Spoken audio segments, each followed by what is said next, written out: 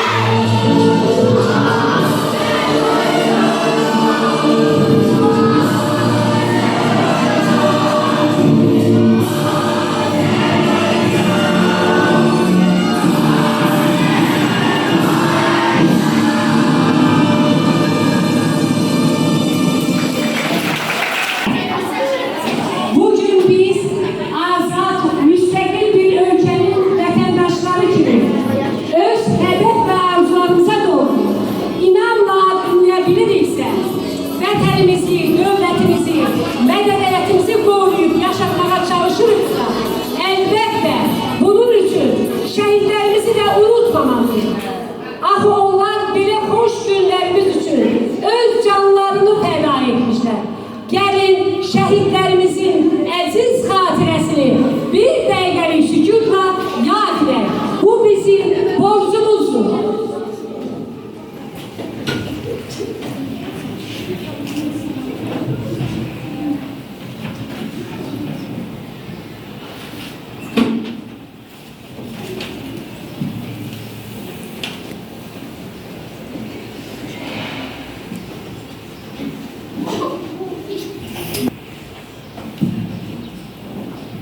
Evet, Allah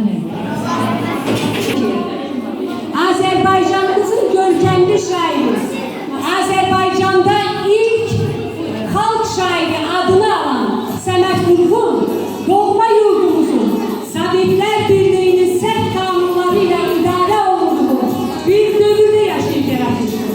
Meniller okuyan, eller canım diyen şair, Sabit İmperyası'nın ezici tezihlerine bakmayarak ölmez senet cümleler yaratmıştır. Onun edebiyatımıza hususi mövqeyini ümummilli liderimiz Heydər Əliyev'de döne döne qeyd etmiştir. Gəlin Heydər Əliyev'in Səməd Vurğun hakkında dediği kıymetli sözleri dinleyək. Səməd Vurğun'un əsərləri şübhəsiz ki, öz devrində yazılır. O devrin hükmü, o devrin tələbləri Səməd Vurğun'un əsərlərində də öz əksini tapılır. Və bugün heç kəslə buna görə Səməd Vurğun əvəzindən heç kəs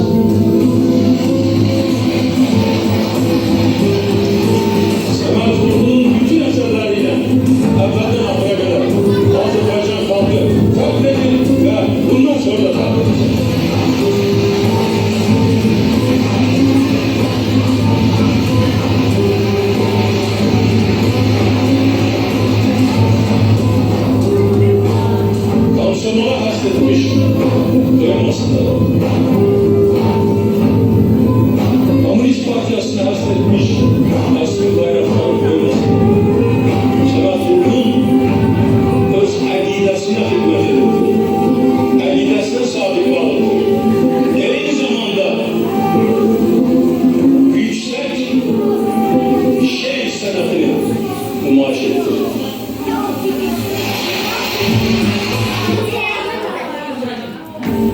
Kendini de sənətin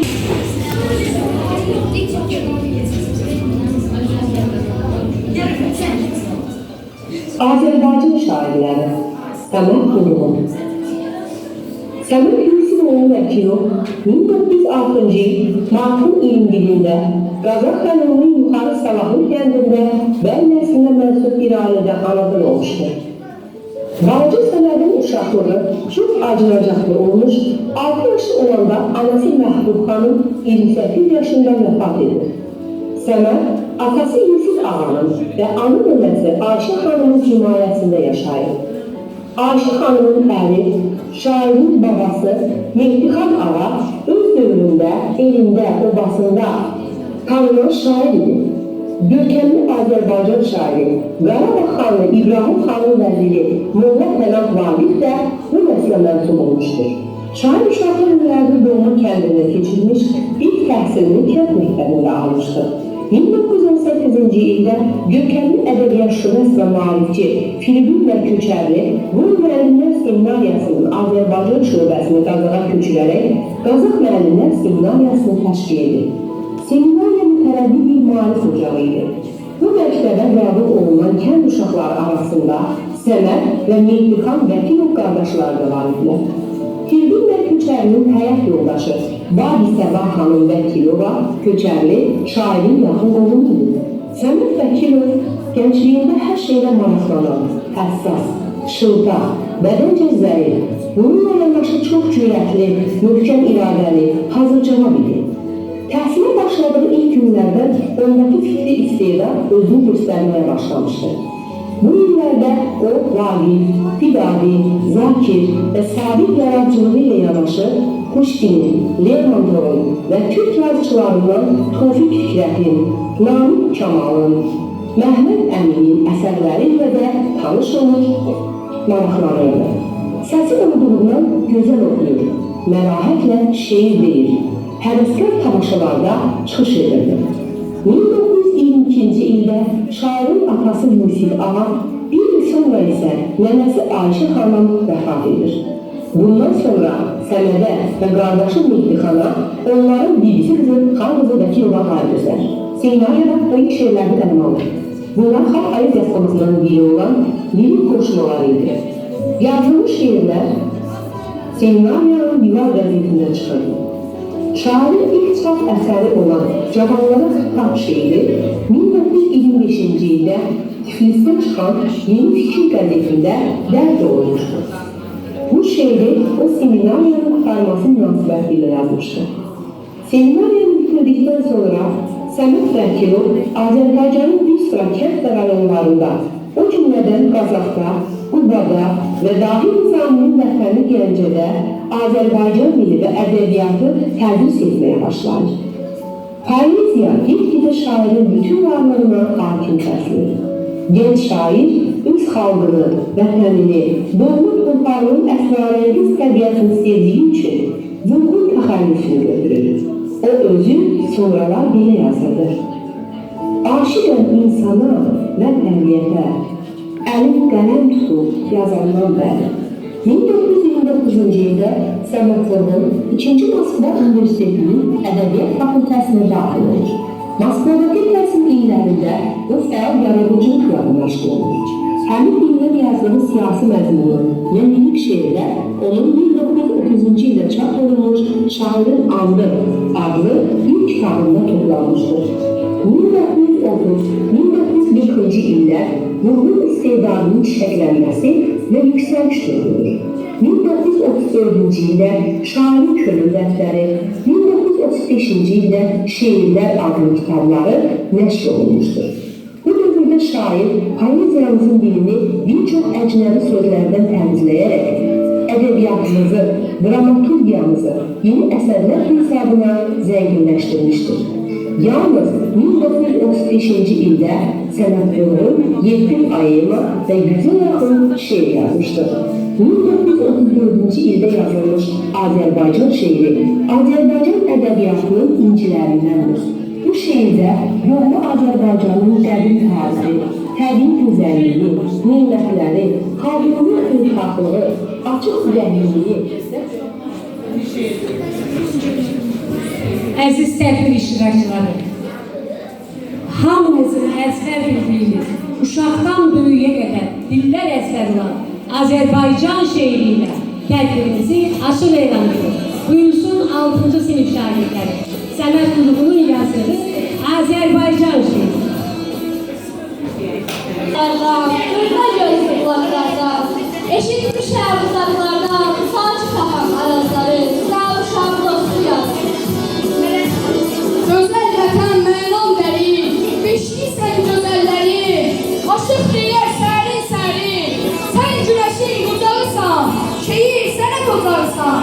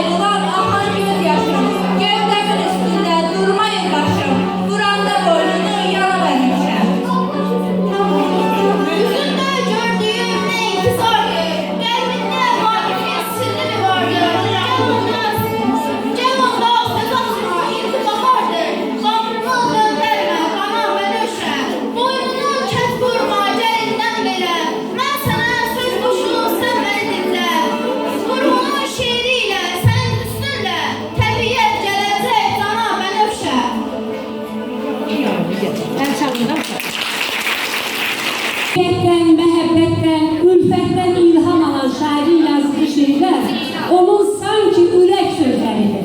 Bu sözlər 100 ildən artıqdır ki, öz tərabətini saxlayır və bütün oxuculara zövq verir. Məhəbbət ilhama çağırır məni. Buyursun gözəl şagirdlərin sənin şeirini söyləsinlər. Yerin də arzusu yerdən bıraksın. Yenə də yamyaşıl geyinir dağlar. Göz kimi kurulur qaynar bulaqlar. Əriyir güləklər düşündəki qar. Yağışlar ıslanır bu göy təməni. Təbiət ilhama çağırır başı. Görürəm yer üzü.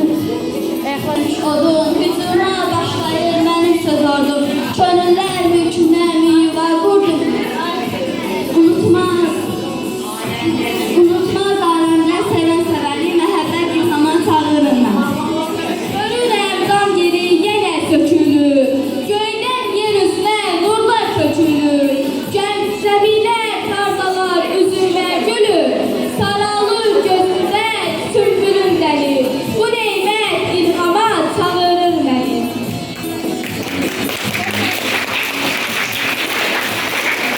Gələri çadır, çox geçmişəm özün dağlar. Səməd Vurğunun Dağlar şeiri illərdir ki, Azərbaycan xalqının əzəmətini, onun yenilməsini əks etdirir. Buyursun 6-cı sinif şagirdləri, Dağlar şeiri.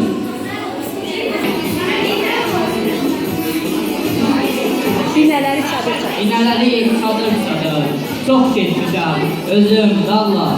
Qüdrətini sizdən aldı, mənim sazım, sözüm dağlar. Ayaları baş başadır, güneyleri tamaşadır. Göze köprü çok yaşadır, canım dağlar, gözüm dağlar. Maral gəzər asta-asta, edib gələr çeşmə üstə. Gözüm yolda, könlüm xəstə, deyil, necə dözüm dağlar. Bir konağım bu dünyada, bir gün ömrüm keder bana. Vurğunu da, Salarya da, düz ilgarlı bizim dağlar. Vurğunu da, Salarya da, düz ilgarlı bizim dağlar. Vurğunun gülə-gülə şeirində yazılmış gözəl bir musiqi ilə davam etdik. Buyursun, körpə qızımız rəqsi bizə təqdim eləsin. Gülə-gülə baxın.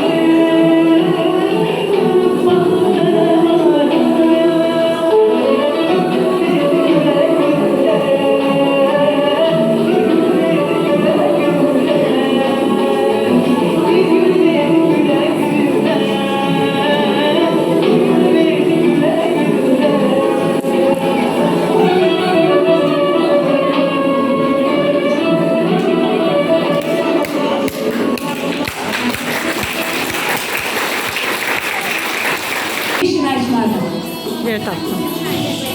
İndi isə Səməd Vurğunun ən məşhur şeirlərindən birini dinləyək. Yadıma düşsün. Buyursun, şagirdimiz sizə. Bilirsiniz sonra ömrümün ilk alı yadıma düştü. Şairden vətəni bizim tərəfdən Xəylanın orları yadıma düştü. Töküldü kağıza sinəmin sözü, bu ana yurdumun ocağı közü. Ceyranın duruşu, Burnanın gözü, çəkdiyin ayağı yadıma düştü. Sən bizim ellərin ruhuna bir bax, bizdən inciməmiş bir əziz qonaq. Nişanlı qızların görüşlərə bax, sevdiğiniz saymağı yadıma düştü. Burnunun xəyallı gəzdi alanı, Rosuma oynadı dağın boranı. Qışın buzladığı yayınlarla payızın qaymağı yadıma düştü. Mən məclisinin qonağıyam mən, deyən şair, dilimizin, sözlərimizin mənasını elə gözəl açmışdır ki, onlar bugün də bizləri düşündürür və xəyallara aparır. 4 söz şeiri, buyursun əziz şagirdlərimiz, Səməd Vurğunun görək 4 sözü hansı sözlərdir bizə əmanət edir. Buyurun.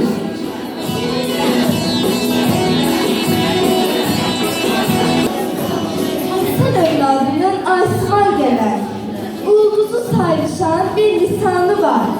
Bu möhtəşəm kitab, möhtəşəm əsər, hər sözün başında bir aləm atar. Məhəbbət sözü var bizim lisanda, o dağlardan axan bir şəffaf sudur. Yaşını bilməyin onun zamanda, bəlkə də insanın üç arzusudur. Səadət sözü var bir də cahanda, səadət o gözəl, o xoşbəxt səhər. Tale yolcusu tək olur hər yanda, daima izləmiş keçən nəsillər.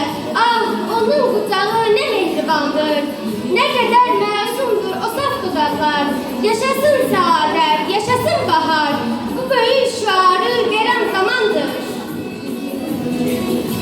Bir də dilimizdə vətən sözü var, ana qulaqdır bu ilahi söz. Onun nəfəsidir böyük arzular, doymuşdur ondan nə könül, nə göz. Vətən döşlərindən bizə süd verir, həyat neymətidir bu şanlı torpaq. Qulaq as gör anan nə öğüt verir, şərəflə, vüqarla yaşa inanla. Zafer sözümüzdə bulunur yanına, günəşdən ucadır onun qaynası.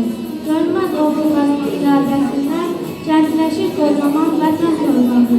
Ucalsın ey zəfər qoy al bayrağı, səninlə fəxr edir anamız vətən. Sənsiz zəlil yaşar ana torpağı, insanın şöhrəti, şərəfi səndir. Yaşasın məhəbbət dediyim pəri, yaşasın səadət oyas səhəri, yaşasın anamız müqəddəs vətən, oyansın səhərlər zəfər səsində. Üstünde yazdığı Ala Gözler şeirini kullanırsa. Bence bu bitkin bir tablo, həzin bir musiki qədər valihi gücü. Buyursun. Ala Gözler şeiri. Çəkdi üstümə, qurbanı olduğum o ala gözlər, yenə cəllad olur qurdu qəsmə, gələn qaş altında piyadə gözlər. Başımdan getmişdi sevdanın qəmi, xəyalım gəzirdi bütün aləmi. Bu dustaq könlüm deyil, yenə mi? Çəkdiniz sorğuya, suala gözlər. Gərdənin minadır boyun tamaşa, ay da həsəd çəkir o gələn qaşa. Bir cüz ulduz kimi verir baş-başa, yanıb şöyle salır zamanla gözlər. Mənim sevgilimdir o gözəl xəli, qoy üzə vurmasın keçən günləri. Mən qədir bilənəm əzəldən bəri, sizinlə yetmişəm zamanla gözlər. Cahanda hər hücum bir zaman verir, dünən devran sürən bu gün can verir. İllər xəstəsiyəm, yaram qan verir, siz məni saldınız bu hala gözlər. Əziz tədbir iştirakçıları, indi isə Ala Gözler mahnısına qulaq asaq və gözəl bir rəqs nömrəsinə baxaq.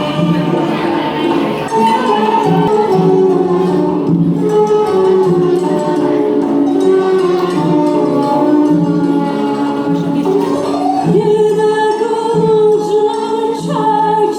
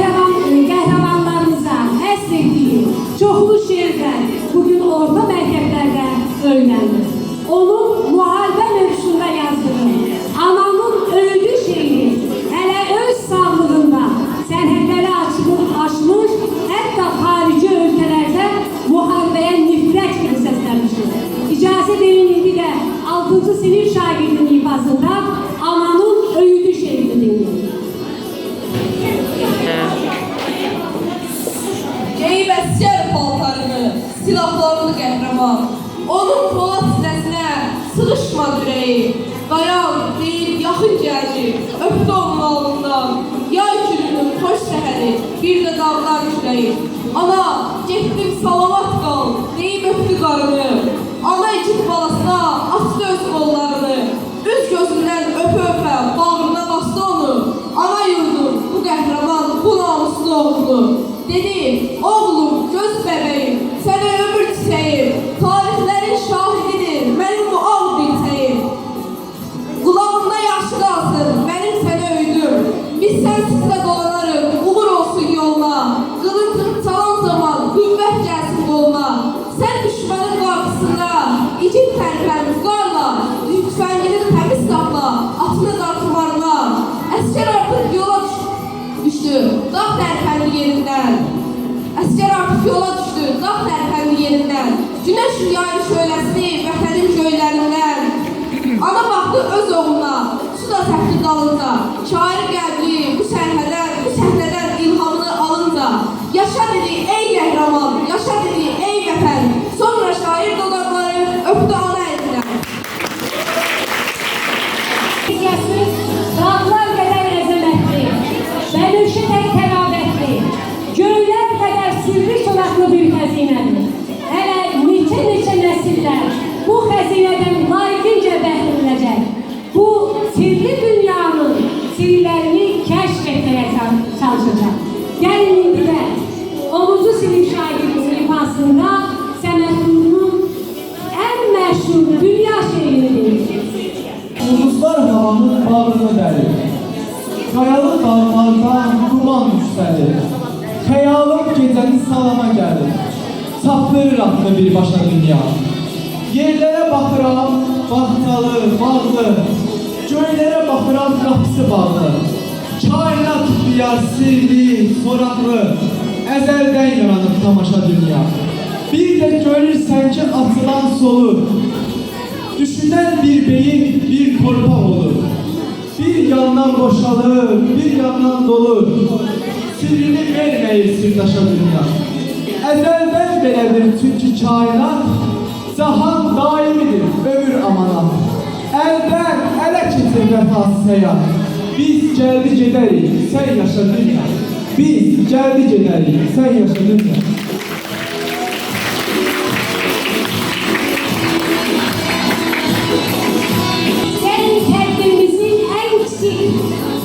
Şagirdine söz verir. Buyursun verdi balamız. Öz sözünü desin.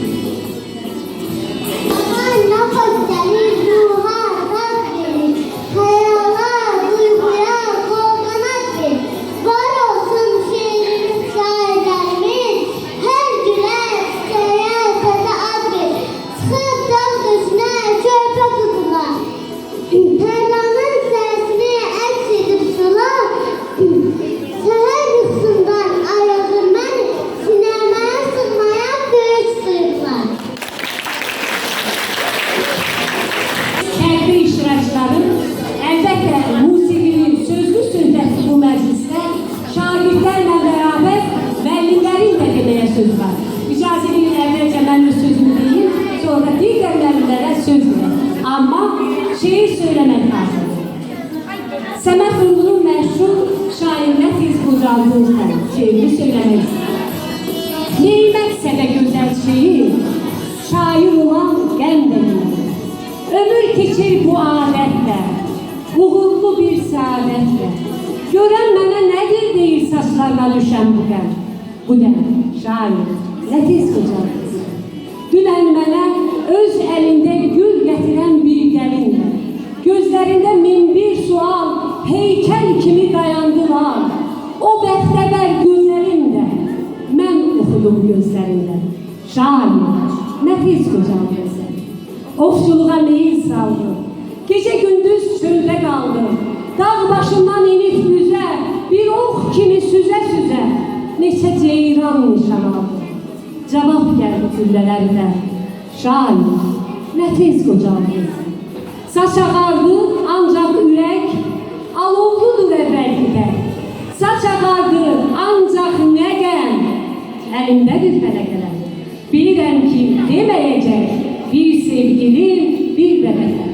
Şair, nə tez qocaldın sən. söz verin. Buyursun Şehram Məmur. Bir dakika.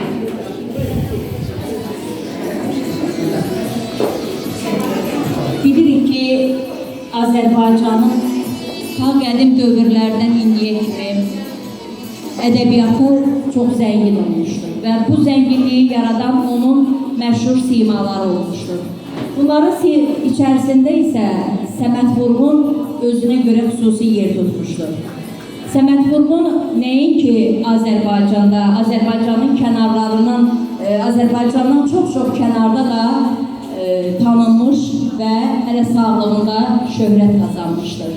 Onun irsi nəinki öz dövründə, bizim bugünkü dövrümüzdə də göz qabağındadır və biz görürük ki, doğrudan da qiymətdən düşməmiş və hər bir deyilən sözü doğrudan da bizim üçün böyük bir yadigar olaraq qalmışdır.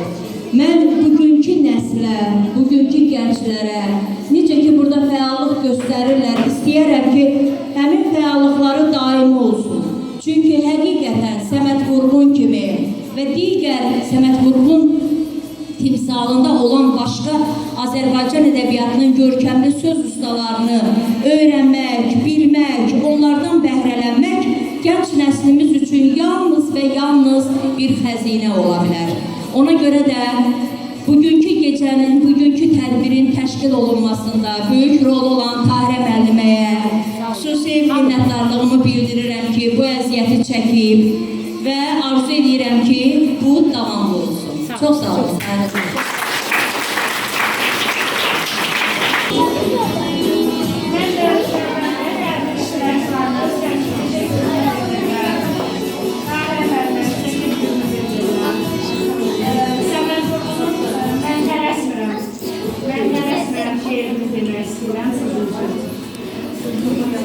Pulun tez geçməsin başımın üstdən, çay da yavaş axsın sular boyunca, baxın hər zərbəsinə, baxın doyunca, ürəklərdən məyir, ötər gülüstən, neft çıxar bir anlıq, yanan həvəsdən, elə zəngin etmə ki, ağırlaşmışam, ayağı sarılır, şikəst bir quşam. Qoy dünya dönsün, zaman uzansın, bir gün ərzində aylar da yansın. Al günəş üstündən nur yağa, ömrün kitabını tamamlamağa. Çox da can atmasın, əlimdə qələm, mən tələsmirəm, mən tələsmirəm.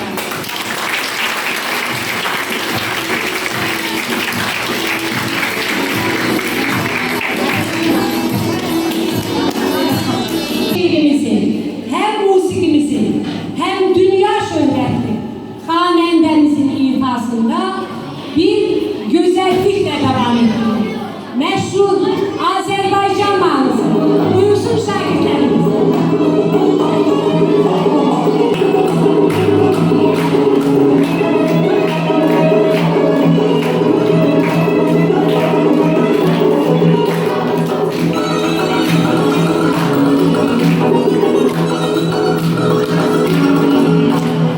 Çok geçmişim kulağlardan kulağlar.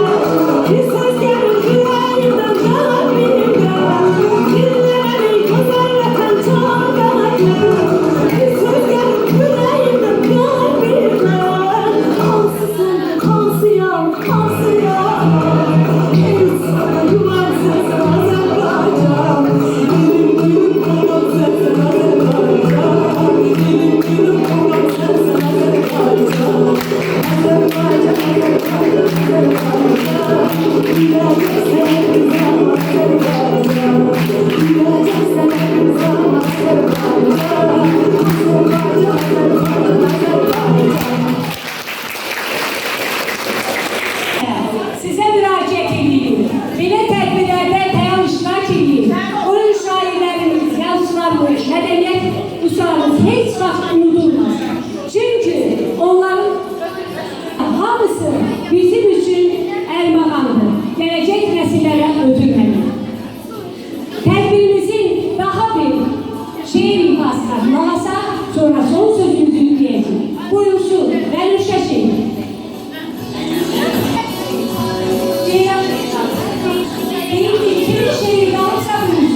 Kuş kimi üzüm, yol içimi dörtünüp, ok kimi süzüp, yine sürüsünü nizamlar üzüp, baş alıp gelirsen hayal edeceğim, ezelden meylini salıp köllere, bəxtini tapşırıp bizim ellere, o qara gözlerin düştü dillere, dişlerin okşayır mərd alacağım, bir mesel kalmıştır ata babalardan, tutar da Kur'an kızını katar da ceyran, bir ben neylem çünkü size heyran, şöhretin yayılır her yana ceyran. Elə ki sonbahar bir saf durur, kolları, çosları yıkıp uçurur, sıklaşıp bir yere baş başa durur, düşende çoğuna borana ceyran. 10 adım kenarda yapmayır peker, gəzirir oğlağa baş teker teker, o gelen qaraltıdır yoksa təhlükə, bir özüne bakır bir ona ceyran. Olsu insaf eyle keçmə bizden, o sözler kızını ayırma bizden, koyma algı çetirleyimizde, kıyma öz kanına boyanma ceyran, ne güzel yaraşır muğalma ceyran. Aşık şarkıda dağdan kesende, çəkçiki dağdan çəkçiki, Düzler. çəkçiki güzelden lafaz salmayı.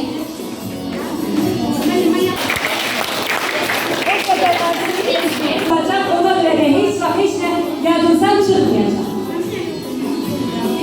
Tedbirimizin sonunda söz verilir. Bu tedbirleri sizden, bizden birlikte ineceğiz.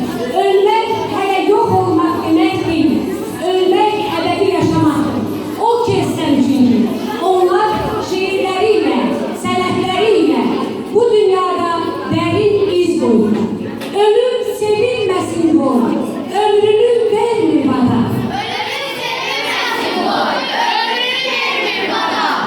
El kadrini canından daha aziz bilenler.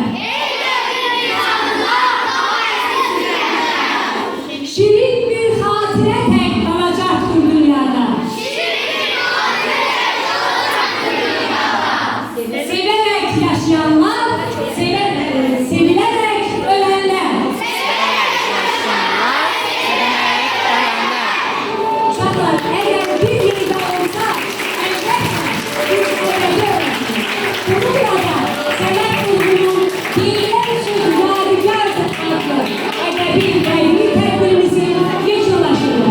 Tedbir hakkında özgürlük sözlerini demek için mektebimizin müellifesi İade Müellime'ye söz verilir. Buyurun İade Müellime.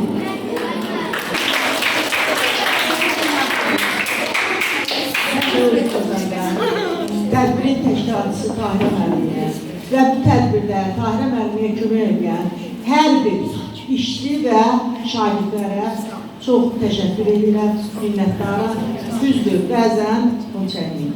Səməd Qurban'a, o yaradıcılığımıza, o poeziyanıza hörmət edən şagirdlər və işçilər başımızın üstündə tacdır. Ona göre de ben çok teşekkür ederim Tahirə müəllimə sizə və sizə kömək edən bütün işçilərimizə və şagirdlərimizə. Sağ olun. Çok sağ olun. Söz sizin. Siz de öz süreç sözlerinizi verin. Ve söz verdiğimiz gibi Azerbaycan mahnısını birlikte okuyalım.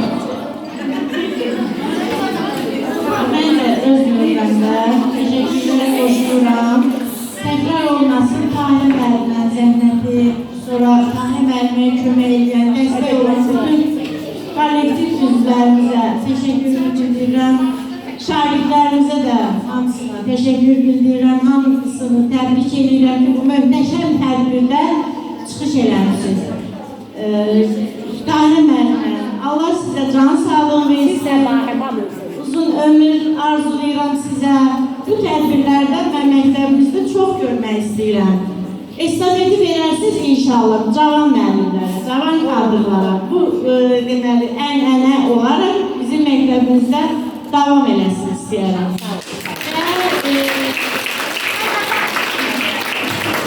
Bir elə ki, Səməd Vurğunun şeiri, Azərbaycan şeirindən də bir mən deyərəm. El bilir ki, sən mənimsən, yurdum, yuvam, məskənimsən, anam, doğma vətənimsən, ayrılar mı könül candan? Mən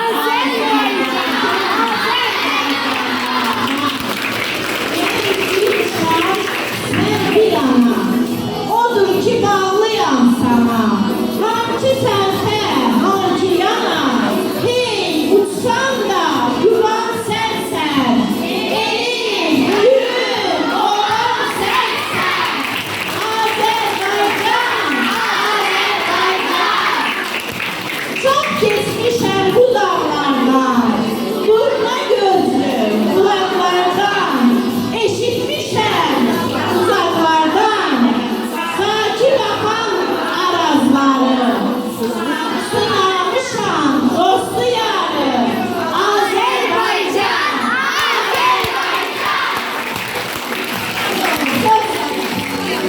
Ellerde olarak Karabaş Kestesi'yle tamamlıyorum. Çok aşığım Karabaş Kestesi. Ayağım üstte. Ayağım üstte.